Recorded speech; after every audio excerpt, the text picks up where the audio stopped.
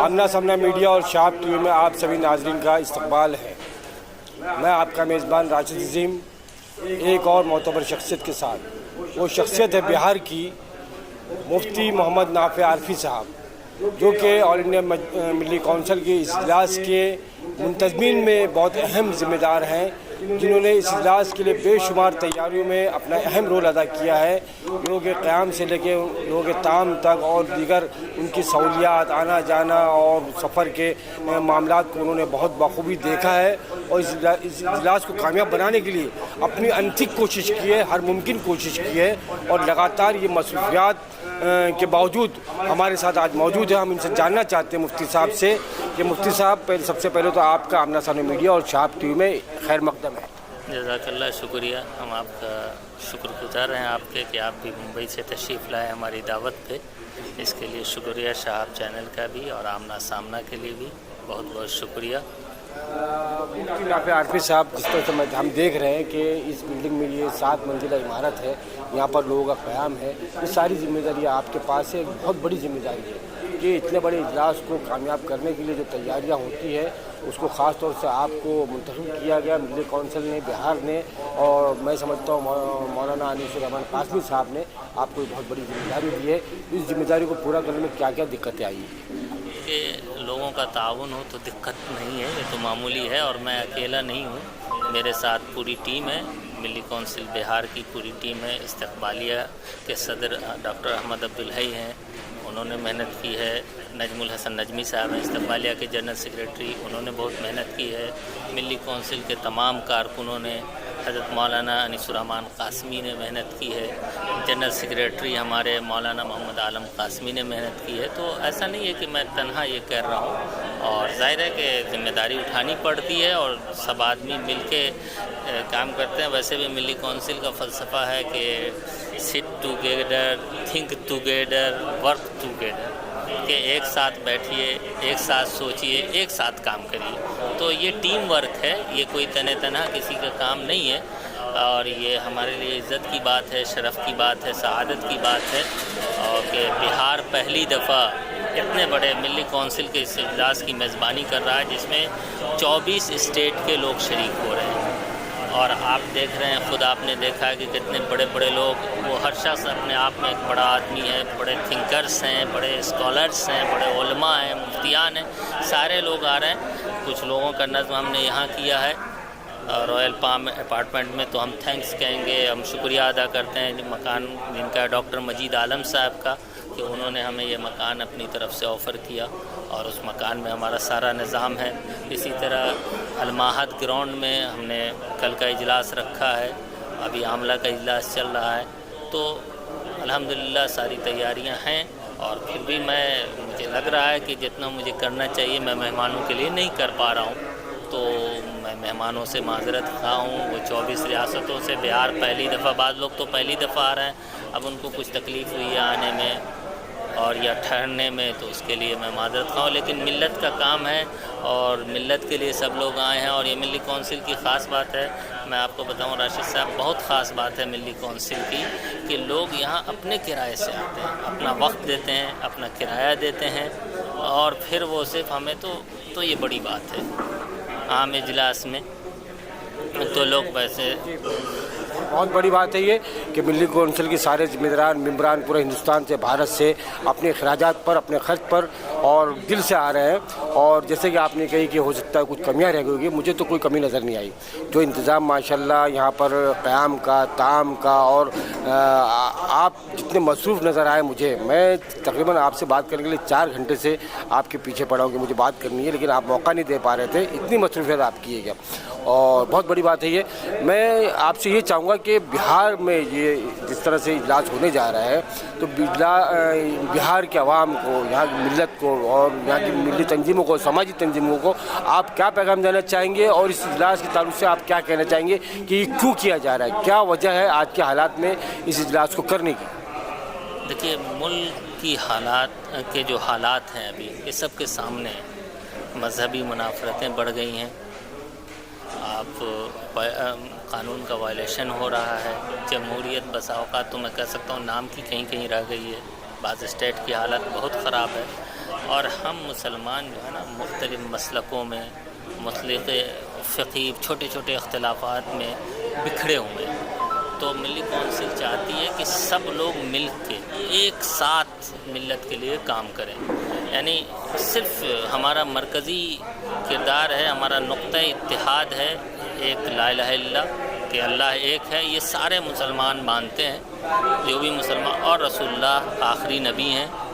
تیسرا قرآن ہمارا دستور ہے. یہ تین چیزیں ہمارے لیے اتحاد کی وجہ ہیں. لیکن اس کے باوجود ان تینوں میں ہم باوجود کہ مانتے ہیں سب کا یہی عقیدہ ہے، چاہے وہ دیوبندی ہوں، بریلوی ہوں، اہل حدیث ہوں، شیعہ ہوں، سنی ہوں، سب مانتے ہیں، لیکن پھر بھی ہم مختلف ٹولیوں میں فرقوں میں بٹے ہوئے ہیں.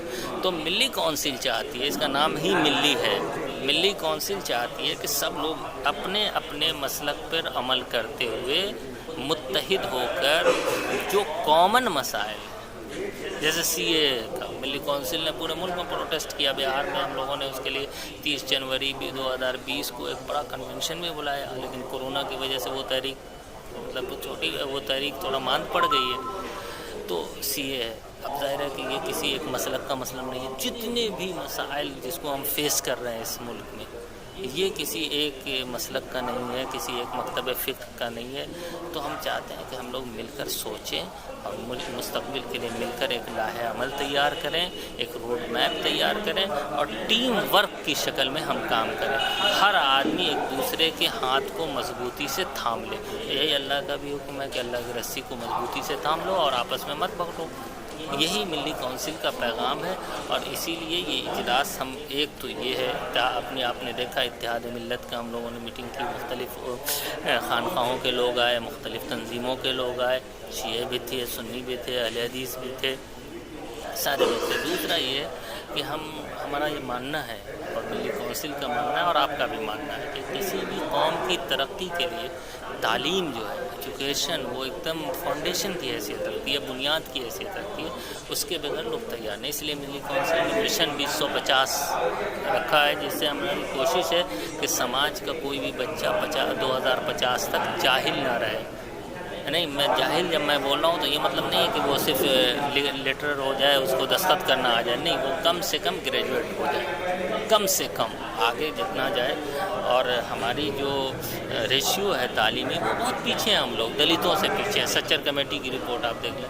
تو ہم اسی لیے یہ اجلاس کر رہے ہیں کہ لوگوں کو تعلیم کی تئیں بیدار کریں. ہم BPSC کی کوچنگ شروع کرنے جا رہے ہیں، کل ہی سے انشاءاللہ وہ BPSC کی کوچنگ کا آغاز کر دیں گے ہم آن لائن. تو ہم چاہتے ہیں کہ ایڈمنسٹریٹر ہمارے ہوں، ہر شعبے میں ہمارے لوگ ہوں. اور جب ہم اپنی اہمیت ثابت کریں گے تو وہ مجبور ہو جائیں گے. آپ دیکھیں APJ عبدالکلام کوئی بڑے خاندان سے تو نہیں تھے، لیکن وہ انڈیا کے سب سے بڑے عہدے تک پہنچے.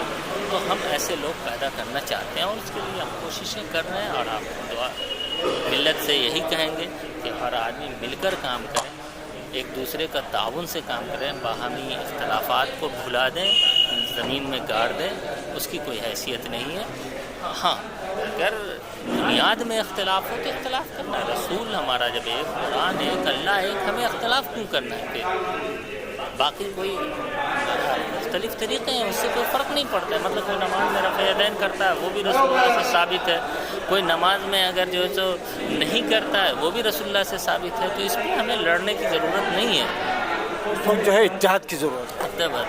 اپنے اپنے مسلک پر. تعلیم کی بات کی، مفتی نافع عارفی صاحب، کیا تعلیم حاصل کرنے میں غربت رکاوٹ ہے؟ میں نہیں سمجھتا ہوں کہ کوئی رکاوٹ ہے. گورنمنٹ کی بہت ساری اسکیمیں ہیں.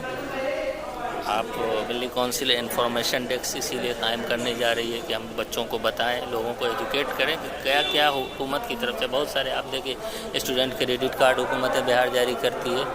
غربت کچھ رکاوٹ تو ہے، لیکن بالکل اس سے غربت کی وجہ سے ایسا نہیں کہ آدمی نہ پڑھے. نہیں، ایسا نہیں ہے، یہ غلط سوچ ہے.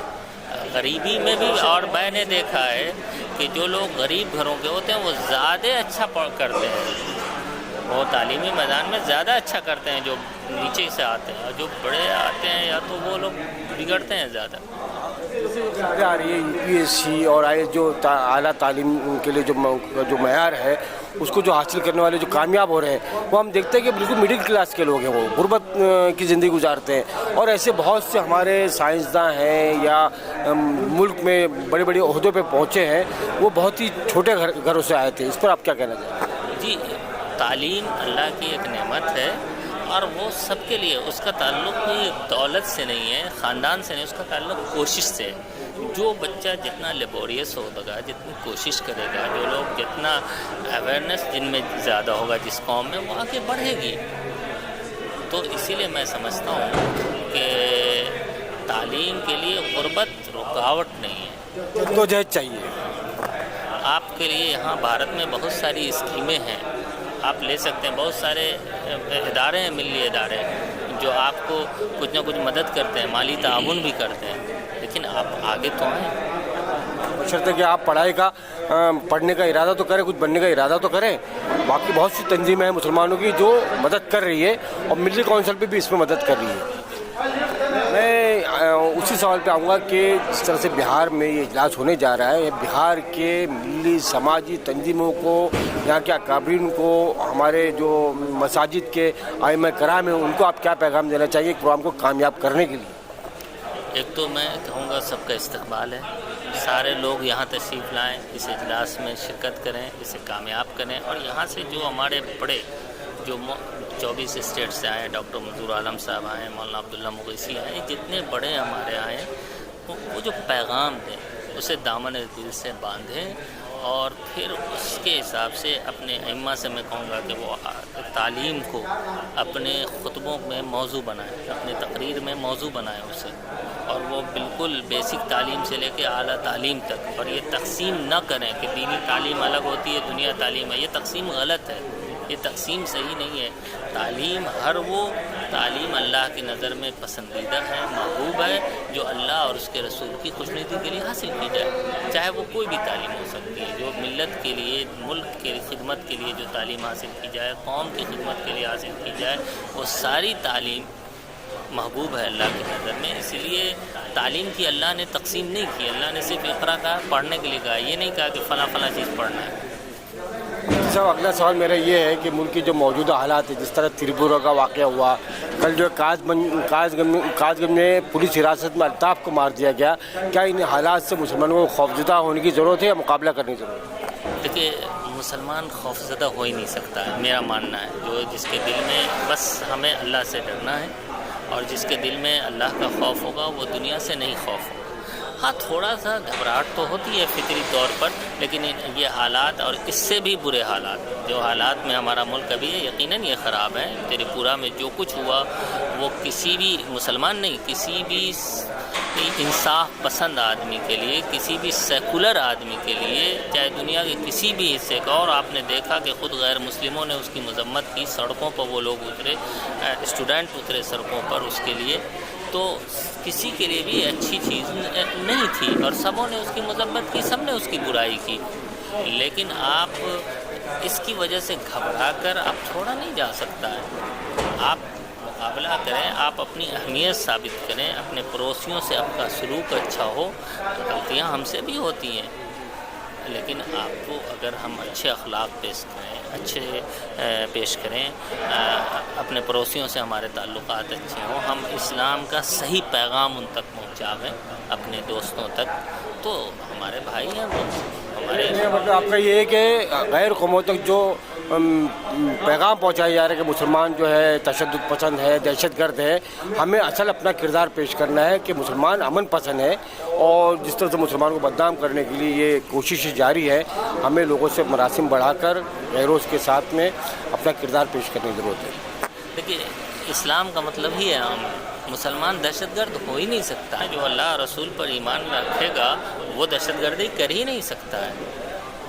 انہیں سمجھنا چاہیے، جو لوگ مسلمانوں پر دہشت گردی کا الزام لگانا چاہیے، انہیں سمجھنا چاہیے کہ آپ دیکھیں کہ پوری تاریخ اٹھا کر دیکھیں، ہمیشہ ہمیں ظلم ہم پر کیا گیا ہے، हम दहशतगर्दी नहीं कर सकते हैं। और असल तो हम ये देखते हैं कि पूरा हिंदुस्तान देख रहा है, पूरा भारत देख रहा है, पूरी दुनिया देख रही है कि हिंदुस्तान में, भारत में दहशतगर्दी कौन कर रहा है, कौन लोग हैं, कौन से फ़िरक़े के लोग हैं, किस तरह से जुल्म और सितम किसी और एक फ़िरक़े पे ढाया जा रहा है। कहीं भी मुसलमान जो आपको फ़िरक़ा परस्ती या दहशतगर्दी करता हुआ नज़र नहीं आ रहा है। ये मैं समझता हूँ मुफ्ती नाफिया आरफी साहब का कहना है। मेरा अगला सवाल जो आखिरी सवाल सिर्फ ये है कि मुफ्ती नाफिया आरफी साहब से कि मिली कौंसिल के आगे के और मकासद क्या क्या, आप कुछ कहना चाहेंगे? मुख्तलिफ कौंसिल 12 शोबों में काम करती है।